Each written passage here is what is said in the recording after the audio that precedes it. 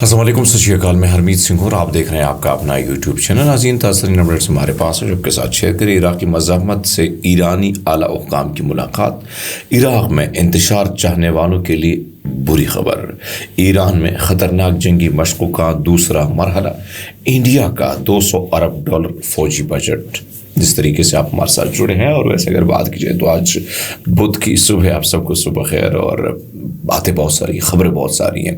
حالات جو مجھے نظر آتے ہیں وہ حالات انتہائی خطرناک ہیں۔ شاید آپ کیونکہ میری کوشش ہوتی ہے کہ میں مشرق وسطی سے ابھی تک نہیں نکل پایا ہوں، اور میں عموماً کیا کرتا ہوں، ان ساری چیزوں پہ فوکس رکھتا ہوں کہ تاکہ ایک ایک چیز وہاں سے جو آتی ہے اس کو آپ کے سامنے رکھی جائے۔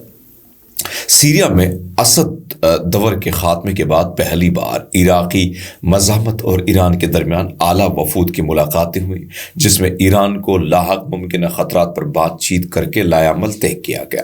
ایران کے سپریم نیشنل سیکورٹی کونسل کے سیکرٹری اعلیٰ یعنی علی اکبر احمدیان نے عراقی مزاحمت جو ہے، جنہیں اشد شعبی جو ہے کہا جاتا ہے، کہ سربراہ جو ہے فالح الفیاض سے ملاقات کی، جس میں دونوں ممالک کے درپیش مشترکہ خطرات میں بھی اس ملاقات میں زیر بحث آئے۔ احمدیان نے دونوں ممالک کے تعلقات کو بہت قریب اور بھائی چارہ قرار دیتے ہوئے ایران کی طرف سے عراق کے لیے مکمل حمایت کا اعادہ کیا۔ عراق کے اشد الشعبی جو ہے نا، انہوں نے ان کے والد سے ملک میں جس طرح داعش کے زیر قبضہ علاقوں کی آزادی میں اہم کردار ادا کیا، داعش کو جس طریقے سے پیچھے کی طرف دھکیلا، داعش کے باقی بچے دہشت گرد جنہیں 2019 کے آخر میں شام میں دمشق حکومت اور اس کے اتحادیوں نے شکست دی تھی، اب یہ دونوں ہمسایہ عرب ممالک میں وقفے سے دہشت گردانہ حملے کرتے رہتے ہیں۔ عراق نے بشار الاسد کی حکومت کے گرنے کے بعد داعش کے دوبارہ ابھرنے کے بعد خبردار کیا ہے، اور کسی بھی دشمنانہ سازش کا مقابلہ کرنے کے لیے اپنی تیاری کو ظاہر کیا ہے۔ اشد الشعبی جو ہے وہ ان کے سربراہ الفیاض نے 13 دسمبر کو کہا تھا کہ ہم کسی کو روکنے میں کوئی کسر نہیں چھوڑیں گے جو عراق کی خود مختاری اور علاقائی سالمیت کو پامال کرنے کی جرات کرے گا۔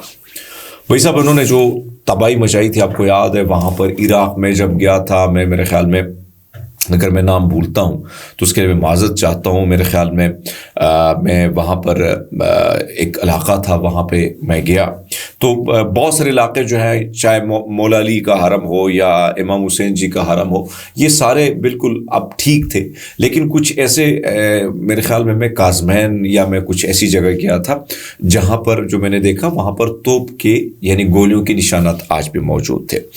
یہی وجہ تھی کہ عراق کے جو اس میں نوجوان بھی شامل ہوئے، اشد الشعبی جو ہیں ان کے کیمپس میں بھی ہم گئے۔ نام اس وقت میرے ذہن میں تھوڑا سا وہ ہو رہا ہے تو میں کنفیوژن میں کا شکار ہوں کہ یہ جو نام ہے میں پروناؤنس غلطی سے کر رہا ہوں، ٹھیک کر رہا ہوں، بٹ بہرحال انہوں نے جس طریقے سے دھکیلا داعش کو، اس کی مثال نہیں ملتی ہے۔ ایران کے اسلامی انقلابی گارڈ کور کی گراؤنڈ فورس نے ملک کی جنوبی مغربی حصے میں اپنے سب سے بڑے آپریشنل تیاری کی دمشق کے دوسرے مرحلے کا آغاز کیا، جو دشمنوں کے ممکنہ خطرات کے مقابلے میں اپنی جنگی تیاریوں کو بڑھانے کے لیے کیا جا رہا ہے۔ یہ مشق 9 جنوری 2025 کو ایران کے مغربی علاقے خوستان کے شاوریہ علاقے میں شروع ہوئی، جس میں IRGC کے گراؤنڈ فورس کے کمانڈر بریگیڈیئر جنرل محمد پاکپور بھی موجود تھے۔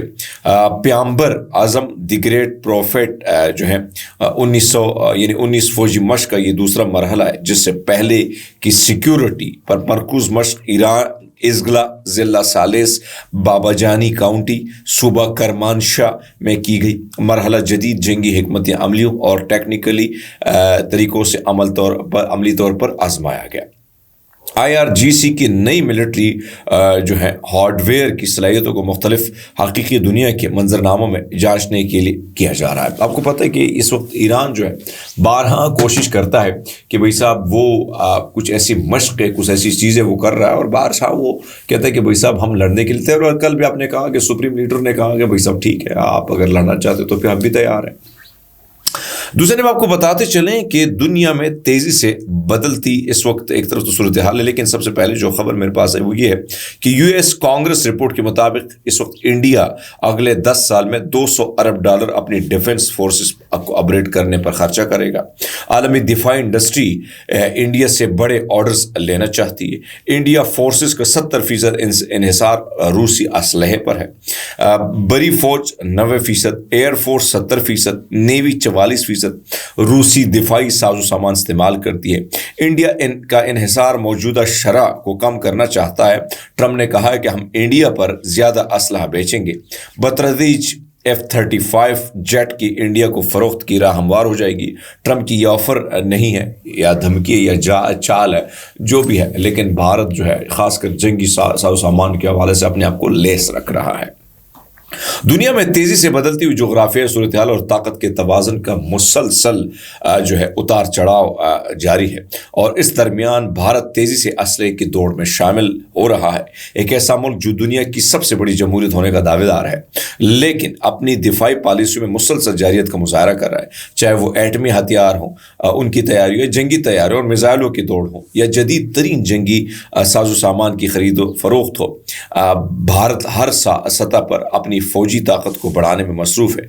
इस बढ़ती हुई हथियारों की दौड़ के पीछे अवामिल जो है क्या कर फरमा है, जिनमें खत्ते का ताकत तवाज़ुन, चीन और पाकिस्तान के साथ कशीदा ताल्लुकात और आलमी सतह पर स्ट्रेटेजिक अज़ाइम शामिल है। ज़ाहिर बात है वो अपने आप को थोड़ी कमज़ोर करेगा, हर बंदा चाहता है, हम भी चाहते हैं, लेकिन अनफॉर्चुनेटली हमारे एक सियासी अदम इस्तेहकाम, फिर मुईशत के हवाले से बुरे हालात हैं, तो उस सिचुएशन में अभी तक हम अपने आप को उसी तरह सेटल नहीं कर पाए जिस तरीके से। और एक वक्त था, क्योंकि एक वक्त ये था, हमें दुख इसलिए होता है कि एक वक्त था कि हम कहाँ थे, इंडिया कहाँ था, आज इंडिया कहाँ पहुँच गए, हम कहाँ पहुँच गए।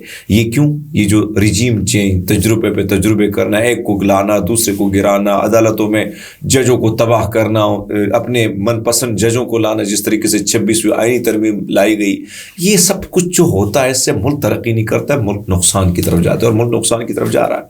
यही तो वजूहात है कि इंडिया के साथ हमारे ताल्लुक़ ख़राब है, चाइना के साथ हमने ताल्लुक़ ख़राब कर दिया, अफ़गानिस्तान पे हम धमाके हमले, एक दूसरे के ख़िलाफ़ मामलात ख़राब है हमारे, ईरान के ख़िलाफ़ हमारा मौक़िफ़ डिफरेंट है। तो ऐसी सिचुएशन में हालात अच्छे कैसे होंगे? हालात अच्छे करने के लिए क्या वजूहात है कि हम आलमी ताकतों के उमूमन उनका इंतज़ार करते हैं कि वो जो इशारा करेंगे उस पर डूडुगी करके हम नाचेंगे। अपने मुल्क में इतना कुछ है अगर हम करना चाहें, पर नहीं करना चाहते हैं, ज़ाहिर बात है। दूसरे पे जो भारत की मैंने बात करें, असले की दौड़ का अंदाज़ा बढ़ते हुए दिफाई बजट से बखूबी लगाया जा सकते हैं। 2023 में भारत जो है आपने अपने दिफाई बजट $73 अरब तक बढ़ा दिया था, जो कि दुनिया में तीसरा सबसे बड़ा दिफाई बजट है। इसका एक बड़ा हिस्सा जदीद हथियारों की खरीदारी, मुकामी असलहा साजी की सनत फ़रोग़ और फ़ौज की जदीद कारी पर खर्च किया जा रहा है। भारत के दिफाई बजट में ये मुसलसल इजाफे खित्ते में अस्करी ताकत के तवाज़ुन को भी मुतासर कर सकता है और दीगर ममालिक को भी जवाबी कार्रवाई के तौर पर अपने दिफाई खराजात बढ़ाने पर मजबूर कर सकता है। ज़ाहिर बात है जब वो बढ़ाएगा तो दूसरे भी बढ़ाएंगे। वैसे तो सिचुएशन यही रही दुनिया भर में। बहरहाल अपना बहुत सारा ख्याल रखिएगा। बहुत शुक्रिया।